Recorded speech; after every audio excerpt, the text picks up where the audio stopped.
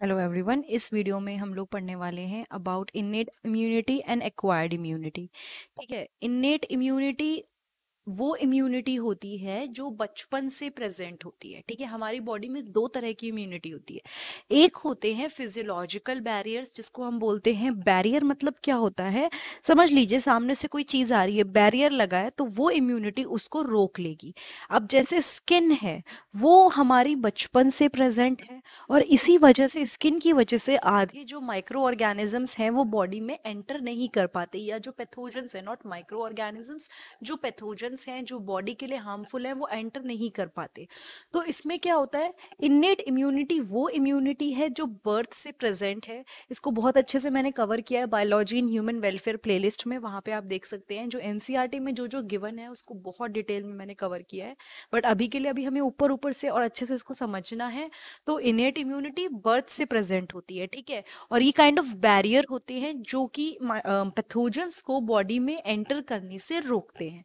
Then comes acquired immunity. Acquired immunity वो होती है कि जो सेल्स जिसके अंदर काफी सारे इन्वॉल्व होते हैं, बी सेल्स हो गए, टी लिम्फोसाइट्स हो गए, या एंटीबॉडीज हो गए, और ये हम बर्थ के बाद एक्वायर करते हैं। लाइक ये बचपन से प्रेजेंट नहीं होते, धीरे धीरे हमारी इम्यूनिटी डेवलप होती है, हम बड़े होते हैं, सेल फॉर्मेशन होता है, तब ये इम्यूनिटी हमें मिलती है। अब एक और चीज होती है, it is non specific. Now what does that mean कि ये नॉन स्पेसिफिक होते हैं?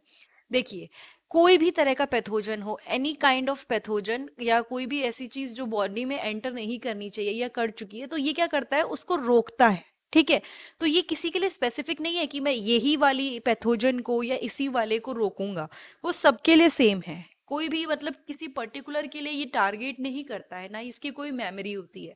बट जस्ट इसका उल्टा होता है एक्वायर्ड इम्यूनिटी में। It is specific to pathogen. That means कि समझ लीजिए किसी को एक बार चिकन पॉक्स हो गया, ठीक है, तो चिकन पॉक्स की एक बात बोलते हैं कि जिसको एक बार हो जाता है, कहते हैं उसको दोबारा नहीं होता, बट ऐसे भी केसेस हुए हैं जिसमें दोबारा हुआ है।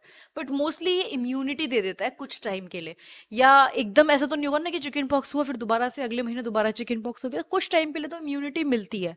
नाउ ये कैसे मिलती है, होता क्या है कि समझ लीजिए बॉडी में किसी को चिकन पॉक्स हो गया, तो उसकी बॉडी में क्रिएट हो जाएंगी एंटीबॉडीज। वो एंटीबॉडीज क्या करती हैं, एक तो ना हमारे जो इम्यून सिस्टम होता है उसकी मेमोरी होती है, मेमोरी से याद रखा जाता है कि अच्छा ये अटैक हुआ था पहले, तो कुछ टाइम के लिए वो एंटीबॉडीज तैयार हो जाती है कि अब वो अटैक दोबारा होगा तो वो लड़ने के लिए तैयार है। तो ये सब क्यों हो पाया, ये सब इसलिए हो पाया बिकॉज हमारी इम्यूनिटी के अंदर कुछ ना कुछ है, उसकी एक मेमोरी है, सेल्स की मेमोरी है। वो चीज इस सब के अंदर आती है। किसके अंदर आती है, एक्वायर्ड इम्यूनिटी के अंदर आती है। इन्नेट में ये सारी चीजें नहीं आती। इन्नेट इज नॉन स्पेसिफिक, कोई मेमोरी नहीं, कुछ नहीं, बस सबको मतलब जिसको रोकना है सबको रोकेगी। ऐसा नहीं कि एक को रोकेगी दूसरे को नहीं रखेगी, इसकी मेमोरी होती है। प्लस ये स्पेसिफिक होती है पैथोजन के लिए। मैंने फिर से बता रही हूँ, डिटेल में पढ़ने के लिए biology in human welfare playlist देखिए मेरे चैनल पे जाके, ये 12th बायोलॉजी में देखिए, आपको बहुत अच्छे से और डिटेल में ये समझ में आ जाएगा। बट फिलहाल के लिए आई एम होपिंग कि इस वीडियो से आपको एक बेसिक आइडिया लग गया होगा कि इन्नेट इम्यूनिटी और जो एक्वायर्ड इम्यूनिटी होती है दोनों के बीच में क्या डिफरेंस होता है। Thank you so much.